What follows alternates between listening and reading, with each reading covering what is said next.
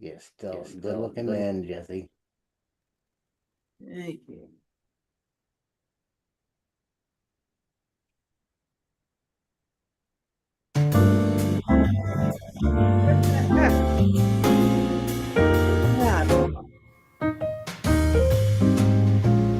Sounds like the peanuts. Ew.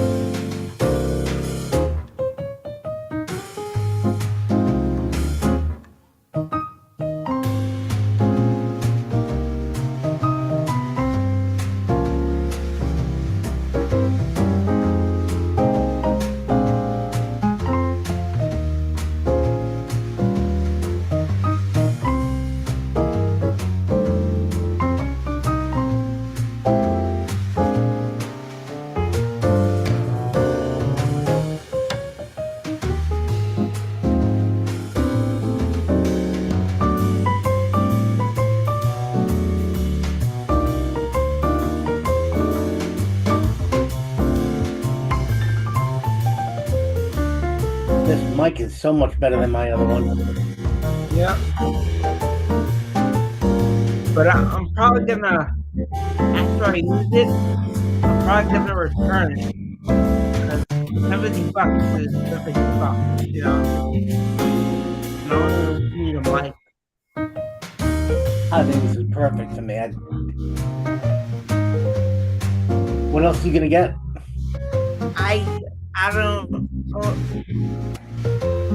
Maybe the same thing and keep on doing it, just returning it, and, you know? You're out of your mind. Dude, I don't want to spend $70.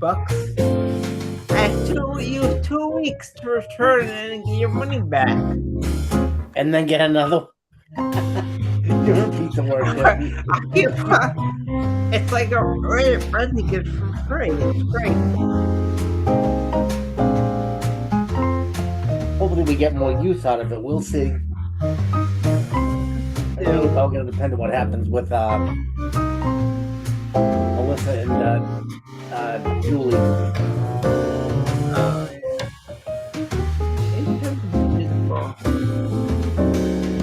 Are you hearing this music? I am, yes. I'm getting right into it. It reminds me of the Peanuts music.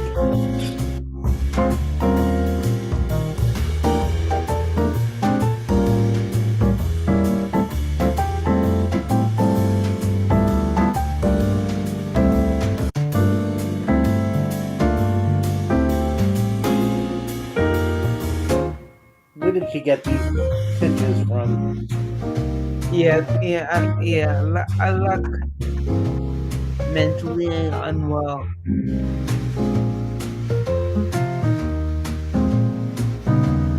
So who helped you set yours up? This Frank guy or whatever his name is? Yeah, what about him? He's my new ILS. Did he help you set it up?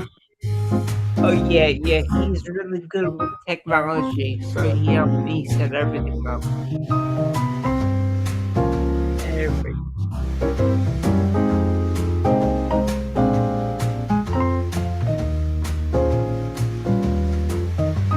You know, Melissa's out taking a sip off a wine bottle. What? You know, Melissa's out taking a sip of a wine bottle. Oh yeah, right. Speaking of which, maybe I should take a little sip of wine. Absolutely not. When this is over, probably so. I don't have any. I haven't drank wine and I couldn't even tell you how long. I know you have. We know you have. We know.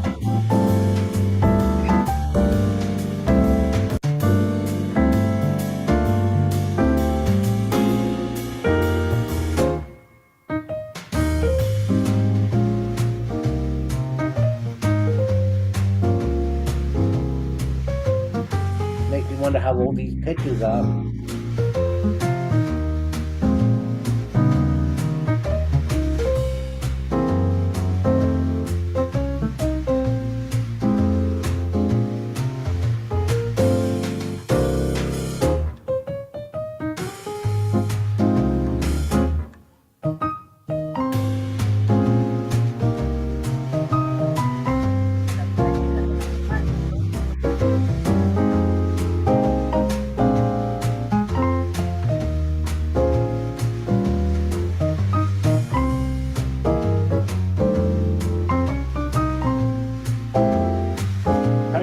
this room up has been a pain in the butt for me. I've had friends from Chicago here the last couple of weekends. What, your room's a mess? No, they're doing a job in Sydney. It's basically towards Binghamton. So rather than going all the way back home, they're just staying with me.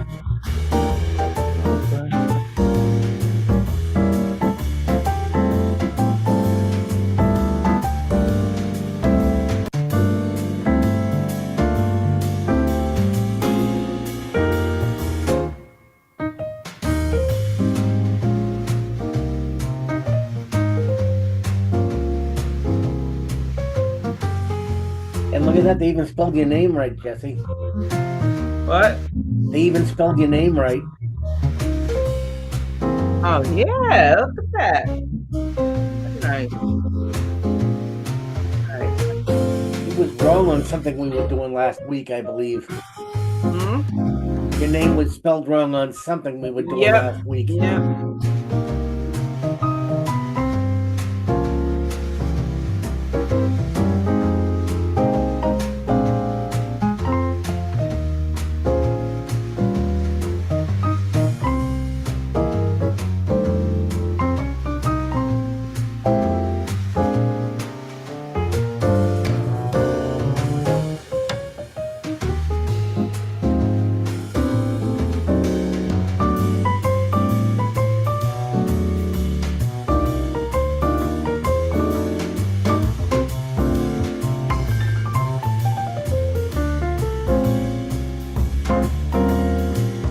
It'd be interesting to see what kind of questions we get. I'm having a hard time hearing you with music. The music. You might be able to turn that down a little bit. Yeah, no. Stop, you punks.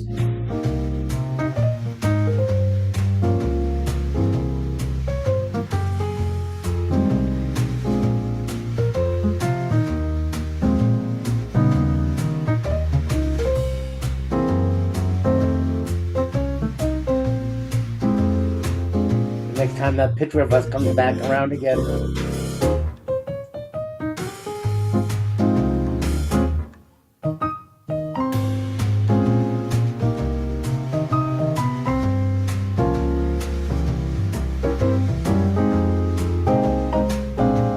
my God, stop that.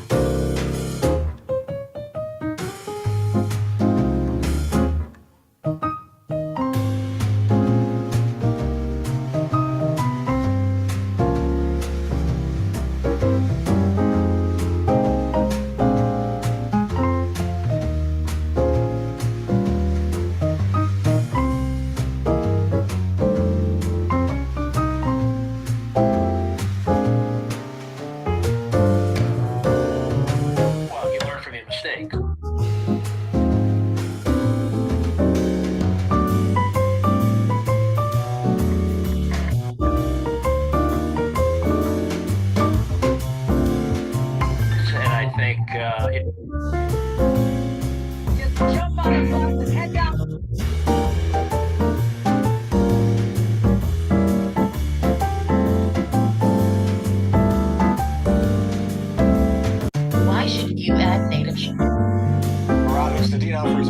James Hagan's all Whole body health? It starts with oral health. That's why I.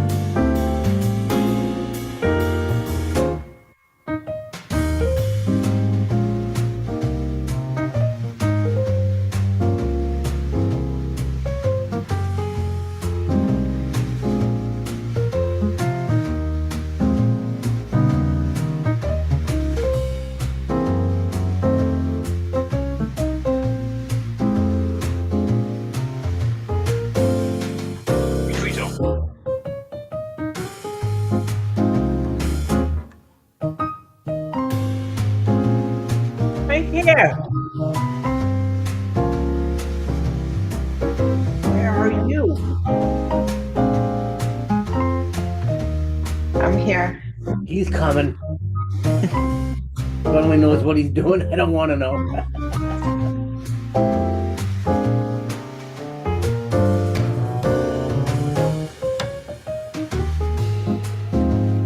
For me, it was all about getting this thing up and running. You know what I mean? That was Did it. scaring me the most. I was almost sure this thing would work. It worked.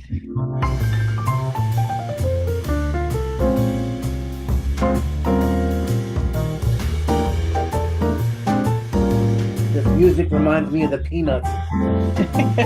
It does.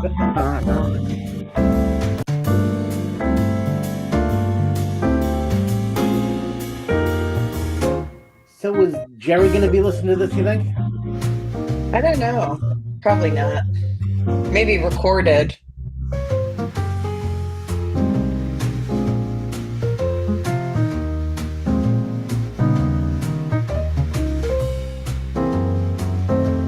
Well, it's basically all speech pathologists.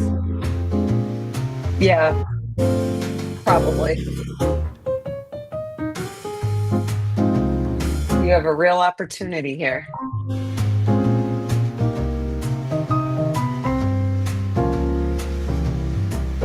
I like this so much better on Zoom. I know. You said that. Yeah, I bet you never thought that would be the case. Not in a million years.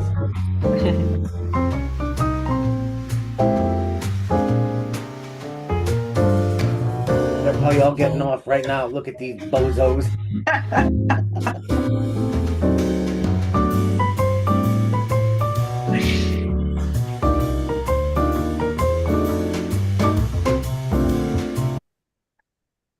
Hello and welcome, everyone. My name is We're Renee back. Garrett, and I'm your Speech Therapy PD podcast host for Brainstorms, Functional Neuro Rehab for SLPs.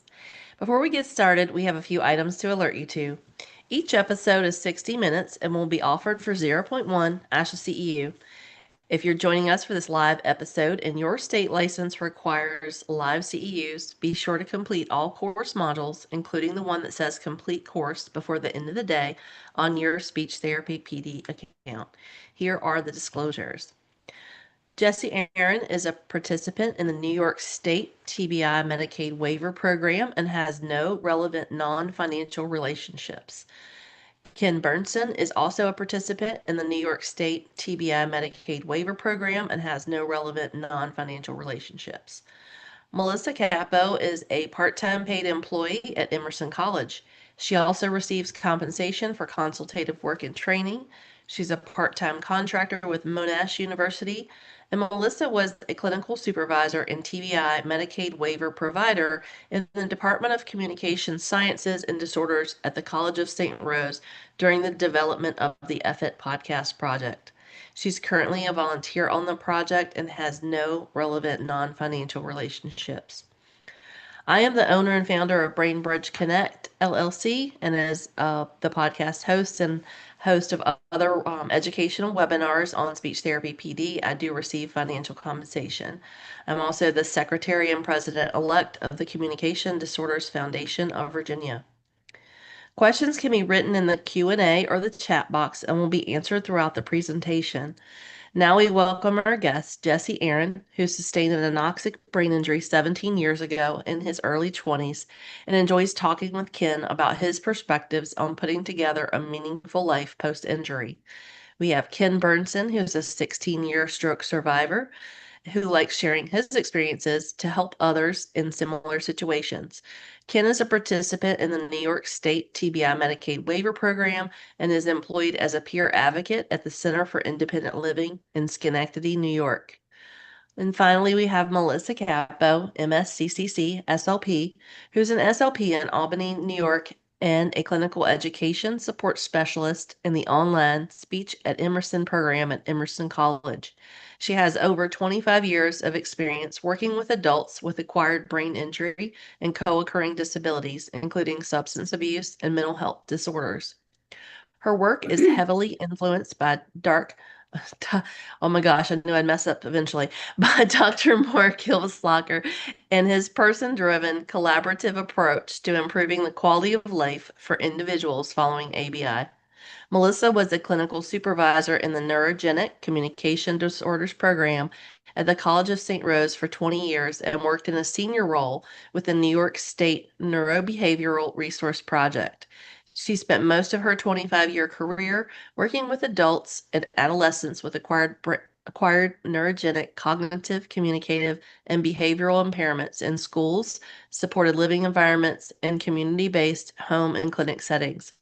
Her clinical interests focus on increasing life participation and reducing communication, behavioral, and self-regulatory obstacles with a genuine person-driven and collaborative approach. Melissa has presented nationally and internationally on topics related to project-oriented intervention with adults after ABI, literacy in adults with ABI, cognitive communication group interventions, communication partner training, and positive behavioral supports. Part of this project-oriented intervention is the facilitation of a co-designed podcast about the lived experience, F it, I have a brain injury, and the work on ongoing positive behavior support research and training project through Monash University in Melbourne, Australia. Now I'm out of breath. Thank you all for being here. I'm so grateful that you entertained me when I reached out, Melissa, during your presentation at ASHA, and then Ken and Jesse, thank you so much for agreeing to let us into your world and share your podcast with us. Thanks for having us. Thank you for the introduction. And I'm really impressed that you pronounced Schenectady and Ilvasacker like first time. That's amazing. Schenectady I've heard of, kind of heard Okay. of, Mark, I've heard of him too. Yeah. So he's kind of famous in our Yeah. world. Yeah. Yeah, and also I have this terrible cold, so I sound probably like a little bit of a train wreck. So I appreciate you bearing with me when you probably are trying to decipher not only my accent, but also this hyponasal situation I have going on. You don't normally like that? So Ken, and Jesse, and it can be whoever wants to go first, or you can bounce off of each other. If you wouldn't mind sharing with us kind of how, like what happened to you and how you, Ken, obviously you had a stroke, Jesse, you had an acquired brain injury, but what kind of led to that event? What happened? You want me to go first, Ken? Go right ahead, Jesse. Sure. So when I was younger, I was obese, and I ended up having weight loss surgery. After I had that weight loss surgery, there were complications, and I guess a part of it, like my stitches tore, and I had I went into cardiac arrest, and when I was when I was in the hospital, even though the hospital is right next door, was right next door to my house, because it's a hospital, there's always so much traffic that it took them a long time to circle around the house, and I lost air to my for about 11 minutes, I think. 7 to Wow. 11 minutes. And that's how I got an anoxia. Mm-hmm. And that's what led to my ABI, TBI, whatever you want to call it. And I've got nothing even close to that. I just had a stroke. We were talking about I wasn't feeling right, and I called the ambulance myself. I didn't know what it was, but I wasn't feeling right. And when I got to the hospital, the next thing I knew, woke up in the hospital after having a stroke. And that's basically the gist of it. Wow. And so now both of you are, you're pretty far post injury and you've had, a lot of years of therapy and things like that.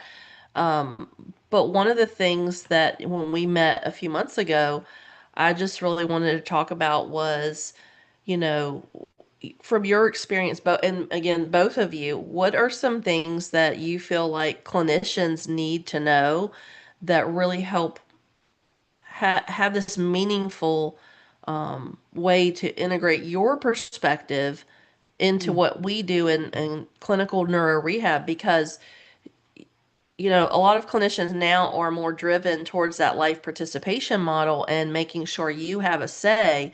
But 20 years ago, I don't know that that was your experience. So, um, knowing now what you know now versus what you knew then, what would you say is something that you feel like is just really important that we as clinicians just understand and try to make sure we integrate into what we do? I Well, actually think, oh, go ahead, Jesse. for me, I'm sorry, just for me, I'm sorry. For me, it's about the speech pathologist really has to build a relationship with me first. Like it needs to feel genuine. It needs to feel like a friendship, not like friendship, but a friendly friendship ish Hmm. thing. Maybe lighten the mood, maybe a humor. Humor is a great way to help me that I express myself. Um, and when they're more genuine, it's I'm more able to speak my truth. Hmm. And I pretty much has been a wide open book, maybe too much so. I basically get along with everybody. When you're talking with clinicians and everything like that, I like them to push me only so far. They've got to find out where the limit is for me. Where I'm speaking, sometimes actually the getting the words out of my mouth can be such a pain in the you know what sometimes. And that's when they got to know that I'm having a problem. That's when they have to pipe up and say, I need a hand here. Because otherwise, I'll just get all pissed off, more or less. It gets aggravating after a while when you won't know what you want to say and you just can't say it. Yeah. Yeah, and I think you both brought up really good points. And Jesse, I think for me, that's always been something so important as a clinician is to try to make the relationship so that you do feel connected and you feel comfortable. Because Mm-hmm. if you're not connected, comfortable, and invested, it's not going to work, Yeah. right? Exactly. Yeah. That's why I love the at St. Rose we used to have students who were also studying to be SLPs, and Melissa was their teacher. She obviously gave them the tools and whatnot to to to act like that and to be more genuine and connect with the person rather than everything so like clinical and by the book. Yeah, it wasn't clinical at all. No, St. Rose is not. No. And what I like most about dealing with the students when they were coming in, 95% of them, when you talk to them, all wanted to deal with kids. And after they dealt with us idiots for a while, they really realized that adults might be the way to go, more or less, is what it came down to. They get a little Yeah, more out of it, I no. think, No, I agree because I knew that I wanted to work with adults and everybody thought I was crazy because I right? think there were probably two of us out of my whole cohort. And I think I might be the only one who wound up being in the adult world. Maybe one other. Um, but Ken, you brought up a good point too that sometimes for you maybe you get what we call in the speech world tangential. So you start going and it's like you go over here and you go way left and I you need some do. guidance to bring you back. Um, and that's a pretty common thing after a stroke, but it doesn't for us, if we work in that realm, we know that. But for you, I'm sure it didn't feel that way because that may not have been your communication style prior to the stroke. And so for you, it sounds like maybe you were like, great, I can't figure this And the out and how to problem get with back. me too is I don't have the filter. What comes out of my mouth, it's unfiltered. I've my whole life since the stroke, I've been trying to get that under control. But I think I was like that before that too. But it's even worse now. It really is. I can actually let it fly. Well, everybody look at Jesse. It's the truth. I really have to work on that, and I do. It's gotten a whole lot better. Well, I I would, appreciate you Yeah. both being if so honest. if I could jump in to clarify something that Ken said, um, the idea that when we were at St. Rose and working with the graduate students and they were helping to facilitate some of the groups, and he said it's not clinical.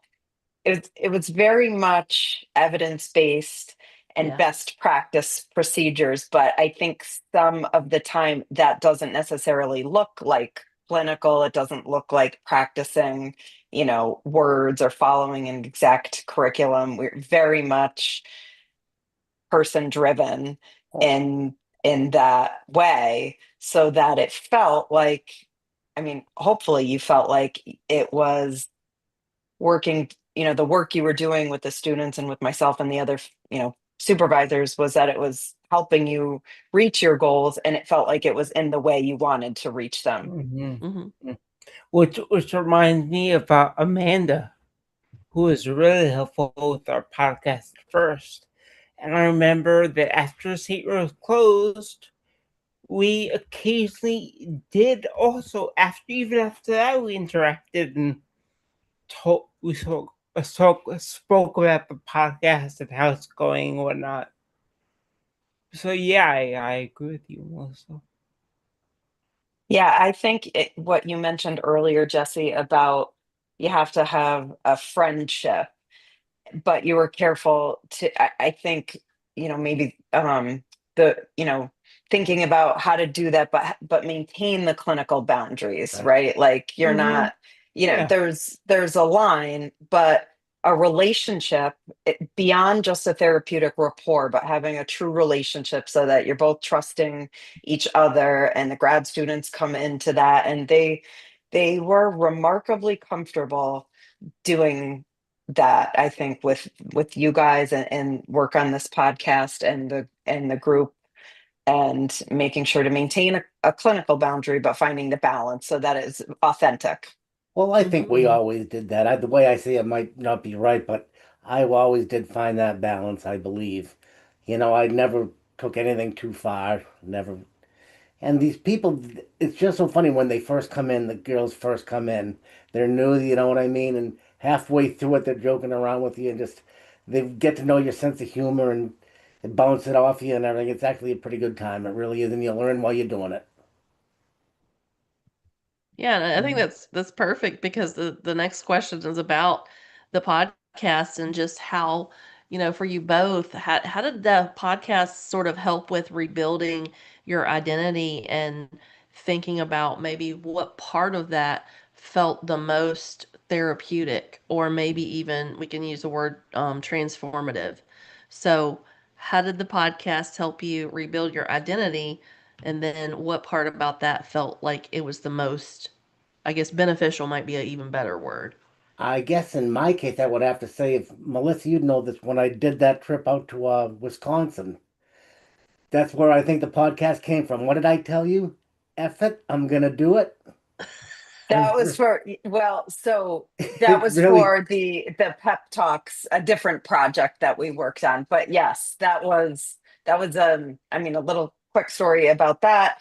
We had a video group where the group members would get together and create videos that provided solutions to common life participation obstacles. So things like dating and traveling on an airplane and using social media, all of those things. And Ken said, we said we're starting a new group. And Ken said, I'll go to the group, but there's no way I'm going to be on video. I'm right. never doing that. I'll contribute to the planning and the contribution. I'll contribute in that way, but I will not be on video. I don't like social media. And we said, okay, that'd be great. And then fast forward a year and a half later, he was headed out to Wisconsin and to go on a fishing trip with his friends. And it's something he hadn't done since his stroke Or because even of, been on a plane or anything like that. It you was had all been on a plane, you were afraid to get on a boat, and you were afraid to fish. And which was something that was really meaningful to you because it was something you did before and you wanted to, you know, get back into it. And a colleague, Jerry Hepner from University of Wisconsin Eau Claire, was familiar with pep talks projects, and I knew where Ken was going was there, and we got them connected. Ken came in and said, I'm going fishing and I want to do a pep talk on it. And I said, oh, great, let's get Jerry involved. And they did one. And that pep talk is on our channel. And that was a terrific thing. But the podcast idea came a little bit It later. came later, but it had a lot to do with it. I mean, that's what opened me Yeah. up to actually doing this podcast or even talking to people more or less, other than Yeah, of course well, family and friends. Just getting well, comfortable, getting your stuff out there. Right. yeah, Yeah. and that's another thing we did at the at St. Rose, right? We put out little like things on Instagram or whatnot. Where we acted out like what Yeah. forgiving things look like and all that. Remember those? Yeah. Yeah, The pep talks videos. yeah. So So yeah. a lot of that kind of brought the Yeah. brought it all into.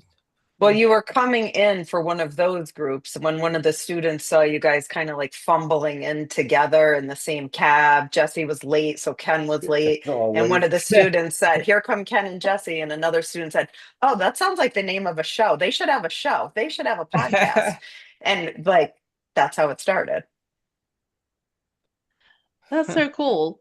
But, from a personal standpoint, for you, Jesse, what would you say, um, kind of moving from those pep talks into the podcast, what helped you rebuild your identity through that? Well, what this podcast really gave two more things to me. The first one's like it's more confidence, right? And when I have more confidence, everything gets better. My how I speak. A lot of times when I speak, sometimes people don't understand me because I'm not taking that extra step to over articulate and stuff. So the podcast gave me the confidence to do all that and everything. The thing is purpose. Like it gave me confidence and purpose, which is like a which is purpose is really the reason to get out of bed, Yep. Yeah. You need a purpose. And even though we were going to St. Rose and stuff, it had a purpose, but it was still within those walls to me. And I guess the podcast kind of changed that because it brought it out to the world and whatnot. I do it So because I think yeah, we're helping other people while we're doing it is what I look at it now. exactly. Yeah, I'm hoping other yeah. people listen to someone like me that you can't see the injuries that I have. You can hear them every now and then, but you get over it and you learn to move on. Like I wouldn't even put on a pair of shorts because other people would see my brace and I didn't walk well. And somewhere down the road, you just gotta say F it. It's where the basically comes from. You gotta get back out and at least try to get by. You know what I mean? And I love recoup and that. move on. Yeah, and I think it reaches beyond someone who's a stroke survivor or someone who had an anoxic event. It really reaches people in the level of everybody has stuff, Right? right? And my stuff and Melissa's stuff is different from your stuff, Ken and Jesse, but we all have stuff, and it really helps people, I think, if you guys can do this and you've had these things medically happen to you that really changed your life, then I can deal with this little thing over here that's Right? not as maybe doesn't seem as big to the outside world, but it might feel as big or feel Mm. kind of big in that moment. And so I think for me, like that's kind of why I wanted to reach out and learn more about you both and have you on the podcast because I think this has such far reaching implications for everybody, not just clinicians, and definitely far reaching implications for people who have survived things that are similar to what you all have survived. Which is why the way I look at it, if I can help one person, including myself, by doing this, you know what, I think I'm doing my job. I really do. I believe it. Yeah, yeah. So, as far as the technical parts of the podcast, would you say any of that was therapeutic or transformative, or has that just been like a thorn in your side? Well, in my case, the technical is just not my thing. I just like to talk. I can't I can't read off a piece of paper. It's not mine. You ask me questions and I answer them is basically how I can do it. It really is. If I was to have to read something off a piece of paper, I'd screw it up, and I know I would. I just couldn't do it if I had to do a anything. Even a speech or something like that, I'd screw it up, and I can do it a million times, and I'd still screw it up, and I know I would. Ken's like the opposite of what a TVI person kind of needs. Like, he needs something like bullet points. Ken is the opposite of that. Ken can just go off the cuff. He's a medical anomaly. He's a Remember when we first started speech doing language. this? Yes, It wouldn't work. you're Just wouldn't work for me. yeah, Couldn't it's do it. antithetical to everything a speech language pathologist learns about helping people after stroke or brain injury. We need to get this scripted out. Let's plan out. Let's make sure we have everything prepared and planned and organized prior to you going into interviewing a guest.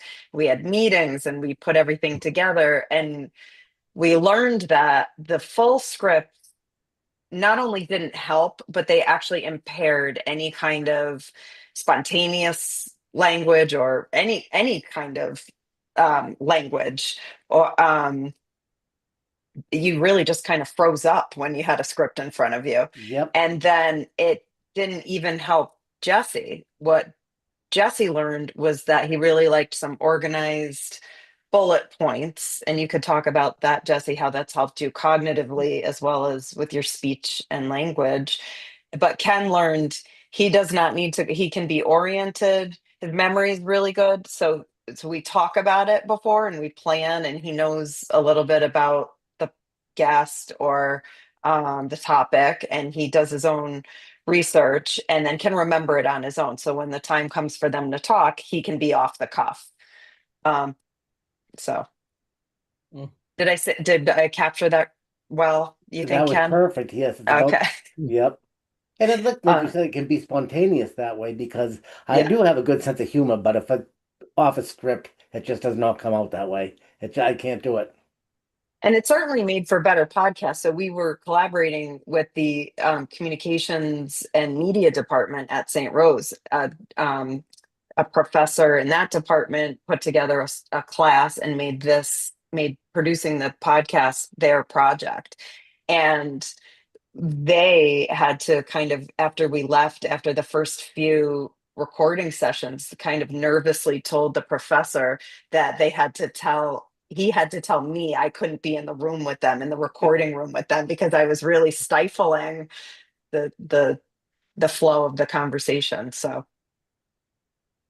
Well, for me, I think as a host, I'm kind of off script too. I'll send questions, but I don't tend to script anything because I think, and again, this is also evidence based when it comes to, we want patients to have more of a natural conversation, and sometimes that doesn't come immediately. But if that's your communication style, you're going to have far better results with your communication, in the long term, if we're doing it in your style versus like, let's do this and let's do that, because it's not a one size fits all. And right. that's definitely something I learned early on in my career, was this something that worked for, you, Jesse, might not work for you, Ken, might not Yep. work for Melissa. And I think that's the beauty of working with patients with communication disorders, is because it's not always going to be perfect. And we screw up too. And so we have to learn from our mistakes and learn from um, you know, sharing in your learned experience and your lived experience, because what you come in to the therapy room with, beyond having had a stroke or beyond having had anoxia, you're still a person and you've had a whole life of events and things that happen that weigh in on your communication, whether it's impaired or not. And I think that's kind of the beauty of the natural communication. I really I, think I haven't changed all that much. Everything that's still innate in me, I still fly off the cuff. I still speak out of turn. I say things I Mm. shouldn't say, maybe a little worse than I ever did before, but And that's just the way I am, you know what I I mean? think you're a lot less rigid now, Ken. A lot of times when you made up your mind on something, that was it.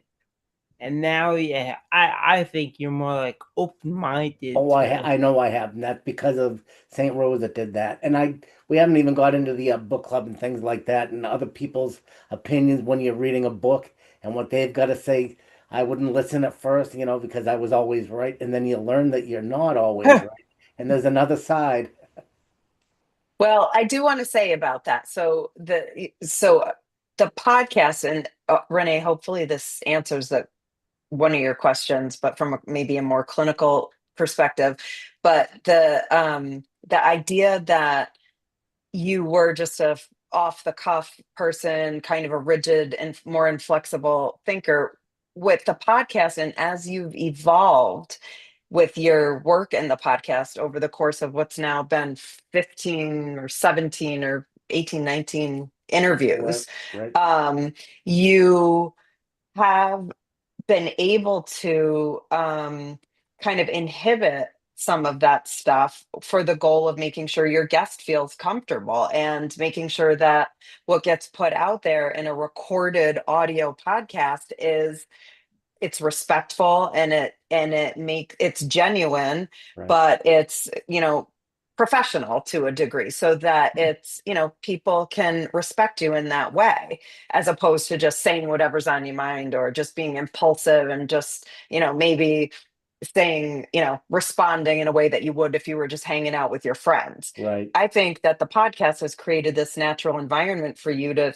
think about that and regulate that in a way that's it's still aligned with your identity. It's still authentic to who you are, but it's it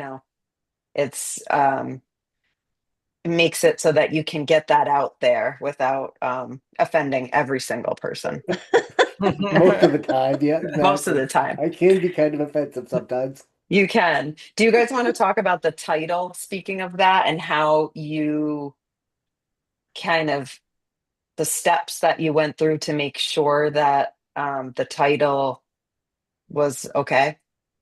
I mean, I think Ken was mostly sort of responsible for the title. I mean, we had a fuck it attitude, I believe. I think.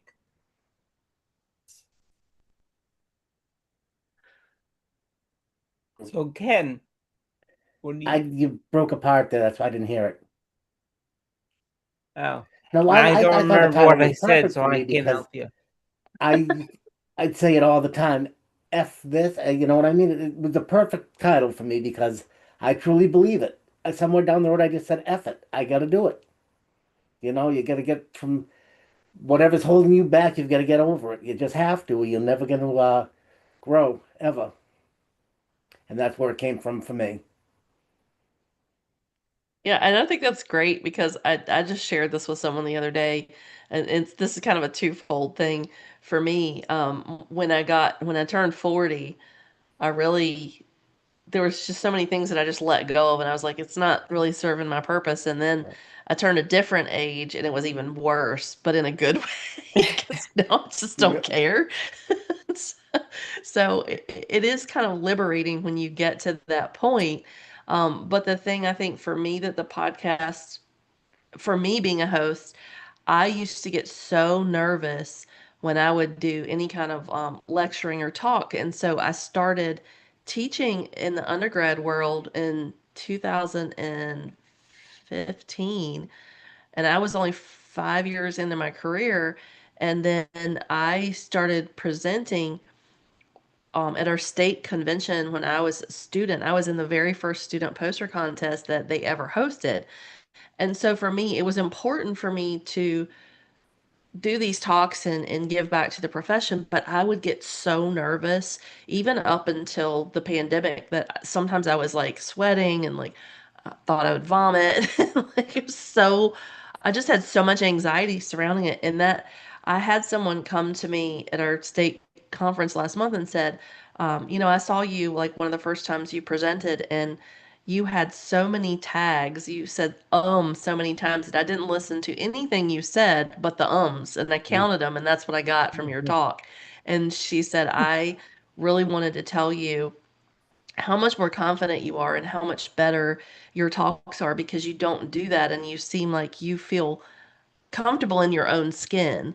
And so I think that's sort of this connection that I felt with both of you initially, was that it has helped, but it helped me too as a podcast host. It really helped me in a lot of areas that I wasn't looking for. Right. And Yeah. I think what Melissa was getting at with the name of the podcast, I liked it from the get-go. I thought it was actually pretty cool. And she had to bring it out to other people because she thought it was kind of offensive. Melissa, that's the truth, isn't it?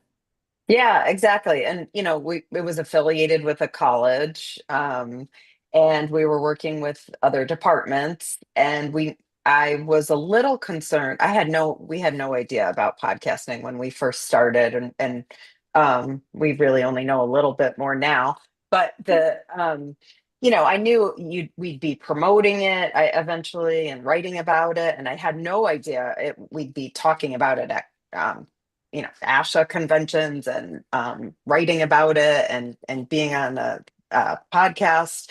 But so as but I knew it would get out there, and I wanted to kind of survey, and we surveyed, some of the powers that be at the college and other people with brain injury, family members, even a few people I would consider more conservative. And we did not have a single person say, that's a terrible name. That's incredibly offensive. We can't help promote that. We can't put that out there. So it was really terrific that worked out. And I was glad that there was a process for it, and that we were able to get that, just get kind of everybody's blessing that Right. it was going to be okay.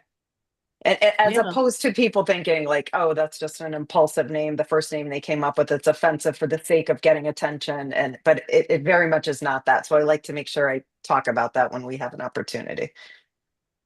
Oh yeah, no, and I think when I first heard about it, I was like, that's pretty brilliant actually, because what better way than to engage other people across the board, like not just professionals, not just survivors and their caregivers or care partners, like just in general, it's catchy, and it's kind of like you've taken control of your own narrative, That's right. right? That's So you're it. not having someone else talk for you, and it's not a title that sounds sugar coated. And we are two guys living the life. It's the God's honest truth. There's no sugarcoating it at all. I love that. Gosh. We did have someone, this isn't a question, but a comment, said, I skimmed through your podcast titles and I'm excited to explore them. Thank you for offering these resources and sharing your lived experiences. So, KK, thank you for that. Thank you. Wonderful. So, thinking about um, just podcasting, and how has that really been more of an advocacy effort, not necessarily just for yourself, but you've had quite a few people on who are survivors as well, and they talk about a variety of topics, from having an aide come into the home and how that's worked out or not worked out. Also having Are some you other referring guests to on. Molly's episode? Hmm. Eh, that was a great That one. was actually pretty funny. That was a very funny episode. Yeah. So, Everybody we've had up from St. Rose, they've all been pretty good. They all have been, I believe. And I can never remember her name. It kills me. The girl that never says much of anything. Who am I talking Allison. about? Allison. There you go. My She God, was great. you, She was you so couldn't shut good. her up. I'm telling you, I've never seen anything like Yeah. it.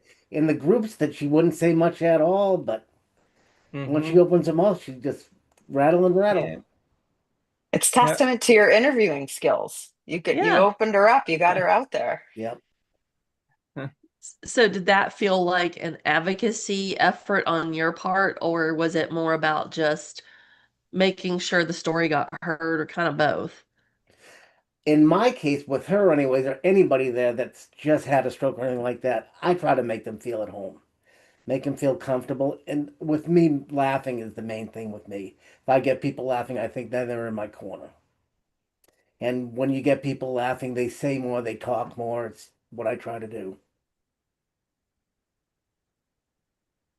And would you Yeah. say giving them the opportunity for that helps them advocate for themselves and get that information out there? Like in that way, it's an advocacy. I just want them to say, if this idiot can do it, anybody can do it, type of thing, is the best way to basically say it. If he can talk about things that happened to him and just say, screw it, it is the way it is, other people can do the same thing. That's the only way you're going to learn to get better and push yourself. Because it's so easily, you know better than anybody, getting up in the morning and just sitting there and doing nothing. You can do that all day unless you want to get out there and do something. Jesse, you know that better than anybody. Yeah, It's so easy to that's get into a rut. true. Yeah, and that's that. I go back to what I said about the podcast and purpose, because I think after a brain injury, you lose your confidence and purpose. And like again, this podcast kind of gave me both those things back. So, I mean, and I think that's a very big deal for It me, at is. least.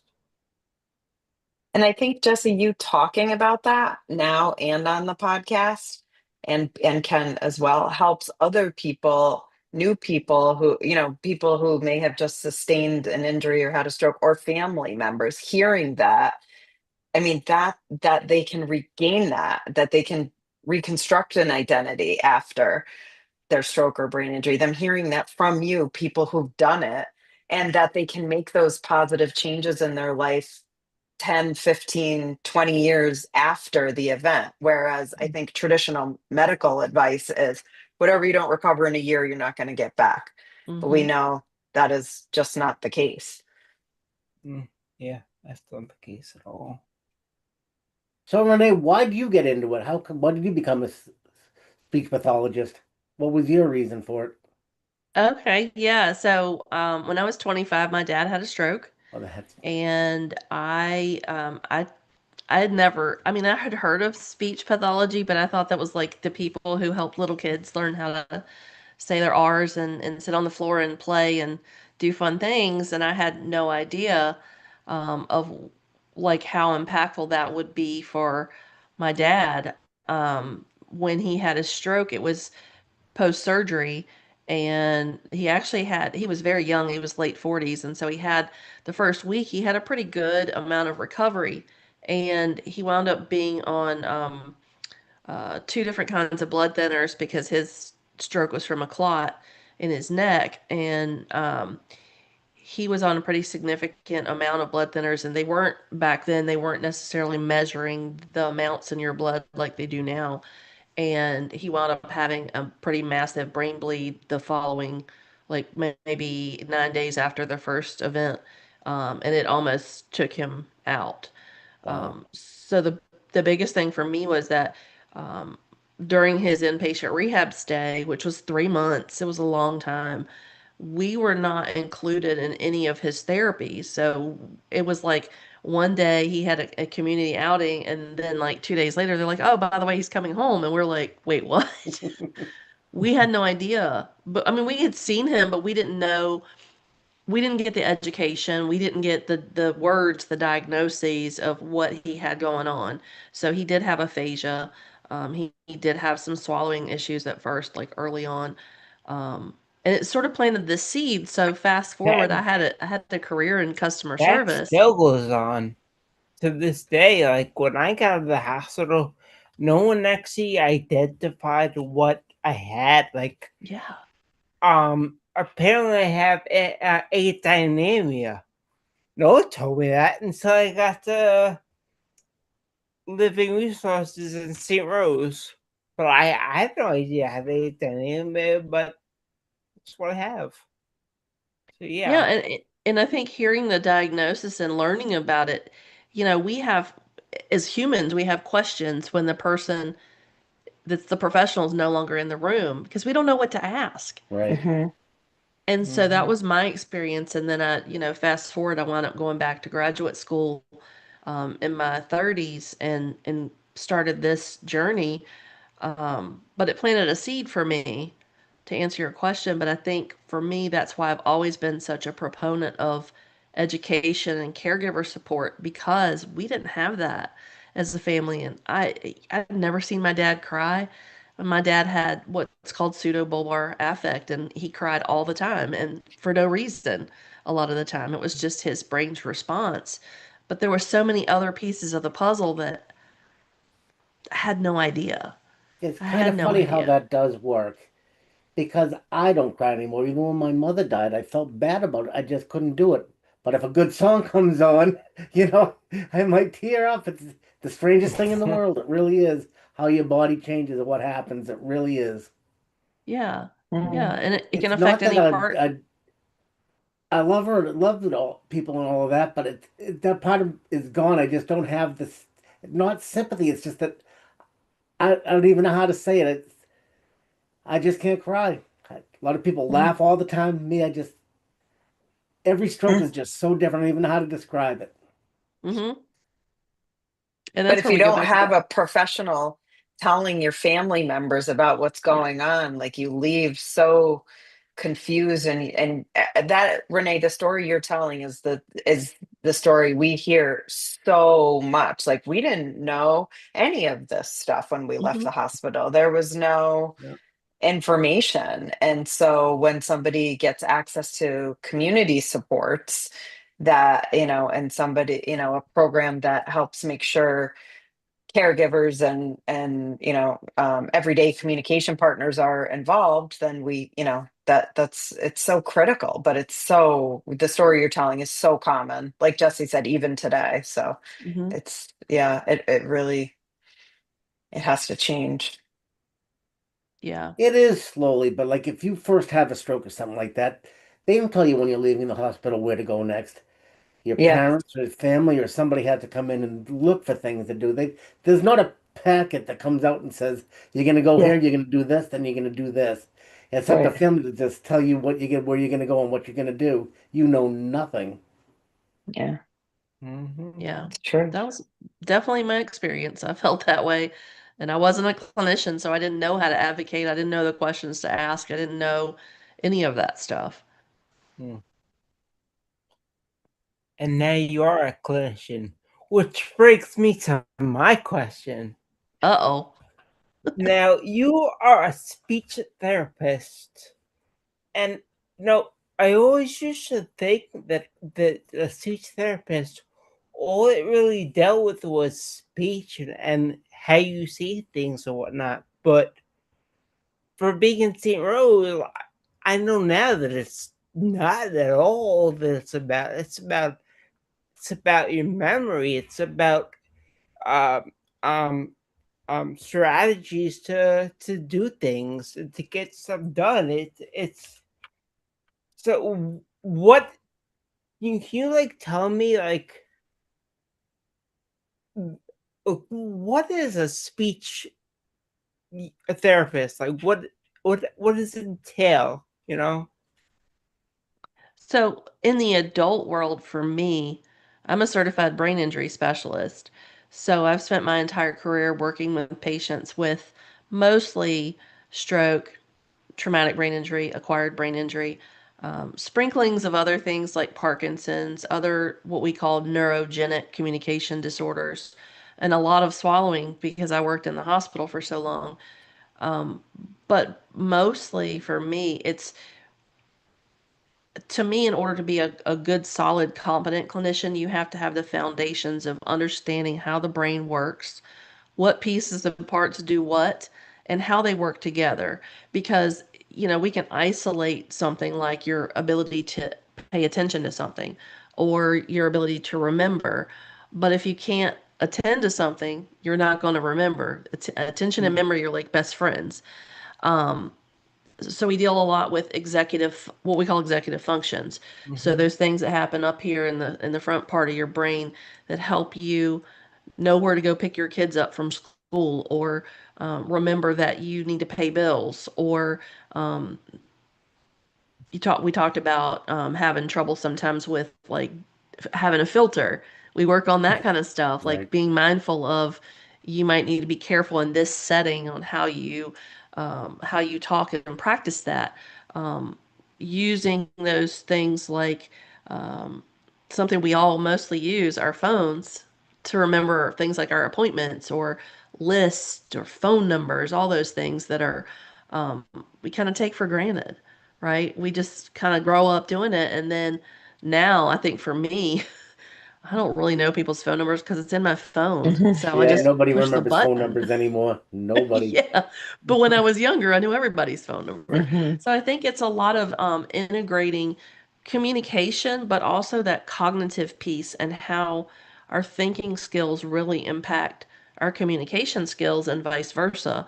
So we remembering that, your brain signals work from top to bottom, but also from bottom to top, left to right, right to left, um, and then front to back, and vice versa. So it's a lot of really thinking about how we can integrate all those things. And I think mostly for me, that person centered approach, like Ken likes fishing. We know that. If we could have a conversation about fish. My dad loved fishing, so we could talk about that all day. And Jesse, I know last time we talked, you were thinking about if you wanted to go back to work and what that would look like for you. So, those are things for me that I would take into consideration when designing a treatment plan, because I can tell you what I would want to do as far as goals, but that doesn't matter. It's not my goal, it's your goal. Yep. And I think that makes the difference between, Ken, what you were saying about having that relationship where you felt like it didn't feel like therapy, it felt like, a more personal relationship, because that's what it should feel like. It didn't. To this day, I'm still friends with some of the clinicians. Not friends, but I see something on Facebook and I'll comment on it and things like that. Even no matter what part of the country they're in, you know what I mean? And Yeah. that's what I mean about relationships. That's all it is. Yeah, no, I have a couple of family members that I still are, we're friends on social media.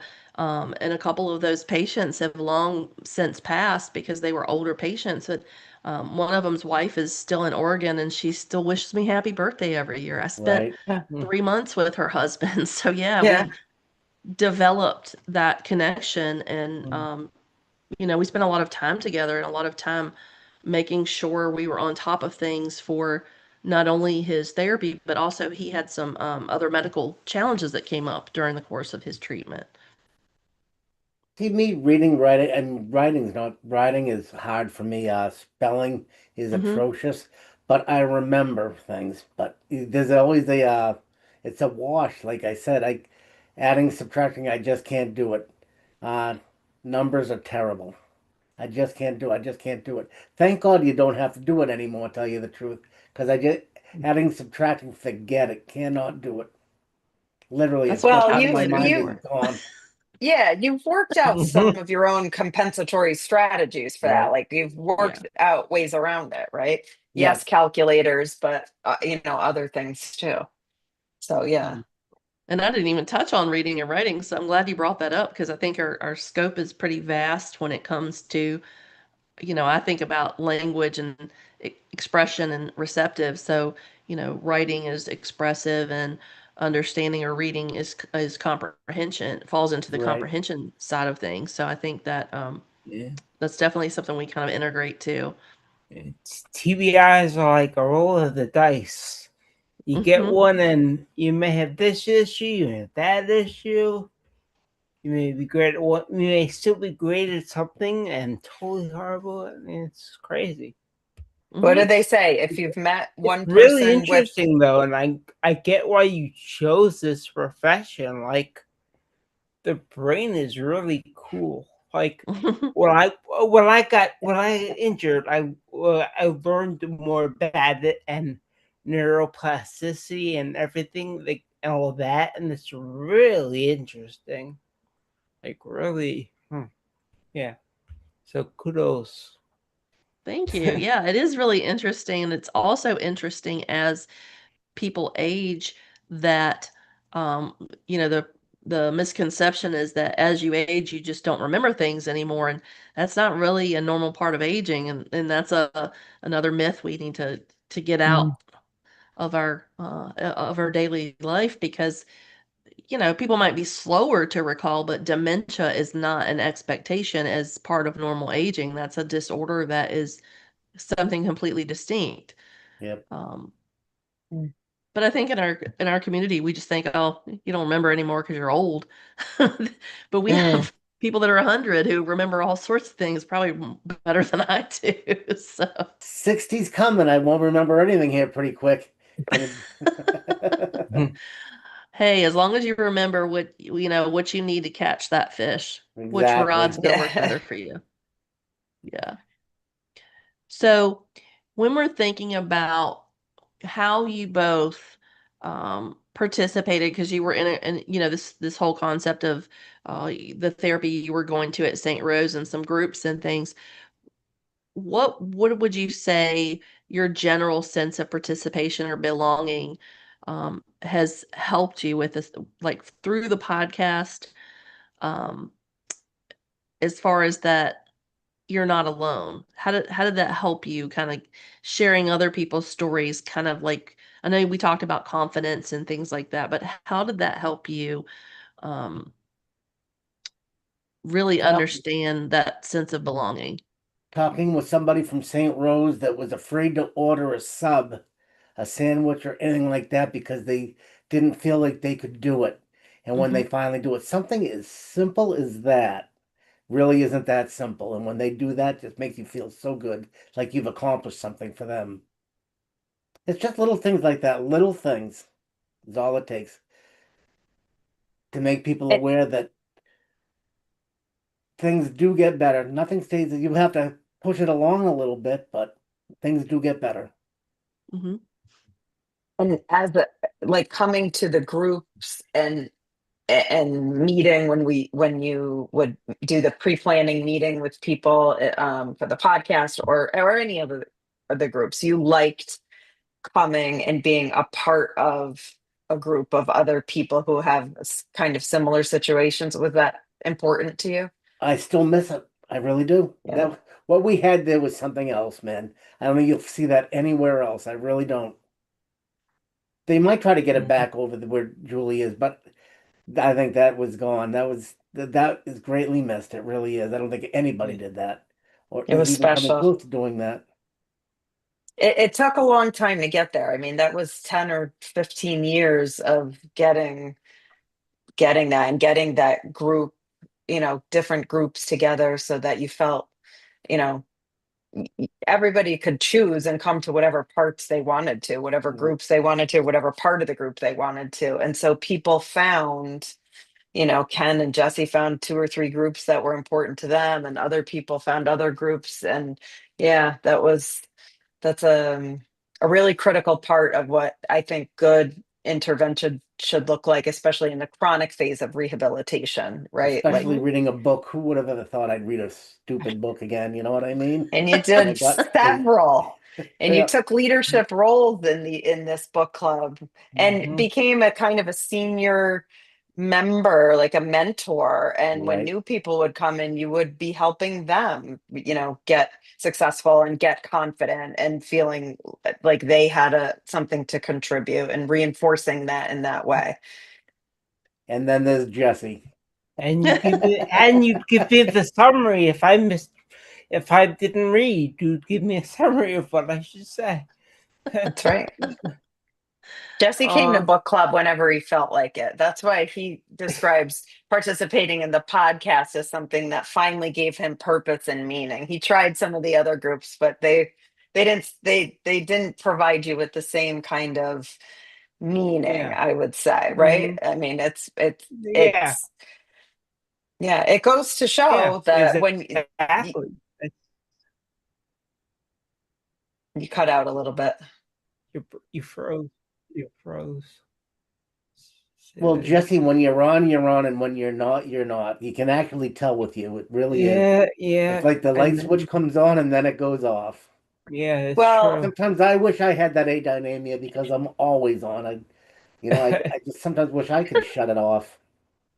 Well, I will Mhm. say from a clinical perspective, again, it's about, like, Jesse, your situation was about this relentless optimism that everyone around you had to have, that we knew there would be something that worked. We knew there was a context where you would feel that it's important enough to put it in your, put a meeting in your phone and turn the Mhm. alarm on and make sure you were up and dressed and ready and there on time.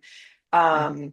Which I think extends beyond it works beyond the adynamia that you describe. It's the idea that it really had to be interesting and meaningful and something Yeah. you wanted to do for you to do all the strategies we knew you knew how to do. You just weren't really doing Yeah. them. And it turns out because you didn't really have a reason to, you didn't feel connected to. Yeah. Yeah. But it's still you can still blame it on the TI a little bit, Yeah, but I think, Melissa brought up a great point, and I think both of you did too. Finding that purpose and that connection is something that, of course, is going to motivate most people to participate. But, when you already know, it might be a little bit harder. Maybe it doesn't feel so good to be aware that maybe you made a mistake, or you said something you didn't want to say, or that didn't come out right. Or Right. maybe in Ken's Mhm. case, it came out too much. That would be me. Yeah, I think for anybody that would be a barrier to participating. But again, finding the thing that you really are engaged with, of course, is going to make you want to participate. If you don't love it or you don't even like it, someone wheels you in at the hospital and you're in this group of other people that you have nothing to share and nothing in common with, it doesn't feel good and it doesn't feel natural. And that's the same with the podcast too. The person you're doing the podcast with really has so much to do with it. You know what I mean? Some people you just Yes. let them go, and before you know it, you got to start another one because it's going on for what, an hour or so. Some Mm. people just don't. You can't shut up because they've got so much to say, and sometimes some people you have to drag it out of them. Well, and I've It, had guests too who they were so, and it doesn't happen very often, but sometimes their personality is like you said, not that Ken, you didn't want a script, and Jesse, you need some talking points. And for me, um, I think the talking points and the questions are great, but when you get someone on that's like really rigid and stiff, it's really, really hard harsh. to get something out of them. And it's like pulling the rope or pulling teeth, as my dad would have said, to get anywhere. And afterwards, it doesn't feel so good for me as the host. That's So, when the sense of humor comes into play. That's when you have to have it. You really do. But most everybody we've had on have been pretty good. Really have been. I have a lot of fun with it. I really do. Never thought I would. I thought she was crazy at first. That would be Melissa up there in the top, but she's done a she. This never would have happened without her. You got to give her a do up there. Yep, it's true. She I do had want to say, some of Renee, what you were describing is the difference between what I think about as person-centered services versus person-driven services. Mhm. Person-centered services is the approach that, okay, well, we're doing this for your own good. It's so you can, you know, do the so eventually you can get to doing the things that you want to do. But person-driven is really what you're saying. And I think it's the idea of, this is what I want to do. These are my goals, and this is the way I want to reach them. mhm, And it's about approaching it from the context of their life and identifying what are the barriers to what they want to do, mhm. and then addressing it in that way. So Yeah. Yeah, and I have a new client starting tomorrow, and her needs are going to be vastly different from mine. She has two babies. My babies are all grown now, so Right. what and her job is completely different, but she's um lifestyle is completely different. So we have to I mean, for me, I just have always felt like all of that matters more than all the books and schooling. That's helpful too.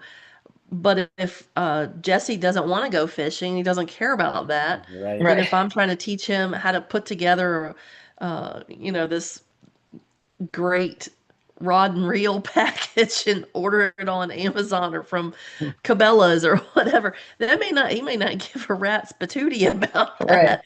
Whereas Ken's like, yes, let's do that. Yeah. Yeah. Yeah. Yeah. Yeah, it is. We're very different people, but kind of the same. You know what I mean? His Yeah. thoughts are his what he likes is a lot different than what I like. The books he likes to read are completely different than what I'd like to read. You know what I mean? But we still get along fine. That's the main thing. It's the dynamic duo. Exactly. Mm-hmm. I, Oh, I we just would had, say I would say yeah, Ken and Jesse are completely opposite on just about every single end of every spectrum, every I would agree area, with you. right? And I they have this unlikely friendship, but it's definitely amazing. so in kind of conclusion, we have a really nice comment. I'm so happy. This is Tina. I'm so happy I was on for tonight's course. I'm a St. Rose grad in 2010, now practicing in an adult acute inpatient rehab. That's my first love, in New Jersey. On top of benefiting from the stories and personal experiences of each guest tonight, this rendered a trip down memory lane for me. My time in the clinic, the wonderful staff, and the extraordinary clients I had the opportunity to learn from when I was there. Thank you all so much. Oh, that's Thank That's you. so wonderful. nice. That's so nice. Thank you for that. Were you there then, Melissa, in 2010? Yes, You were there? yes, I started my Did you guys know each other? I don't think I know her, but she maybe had a different last name, but I did my master's program there, and then I really never left. So I was there. I And you still haven't graduated in left. 2001. So yeah, St. Rose was a Oh, big part of my life for a long time, and the closing is very sad. devastating. Yeah. Yeah. We have one final comment and then I'll wrap it up. Okay. Thank you so much for speaking to us. I haven't listened to your podcast before, but I can't wait to check it out. So Yeah. And it will. subscribe. And And subscribe. love it. Oh my gosh, I love it. Jesse, Wonderful. Ken, and also Melissa, thank you all so much for agreeing to do this. And of course, I always say to people that I enjoyed this, and we probably could do another hour, to be honest. So maybe Right. part two. Yeah. Um, but just if you all have joined us for the live episode and your state license requires live CEUs, be sure to complete all course modules, including the one that says complete course, before the end of the day on your speech therapy PD account. Again, Ken, Jesse, Melissa, thank you so, so much. I'm so grateful that you came on and we had such a nice conversation. Mm, Thank you, Renee. thank you.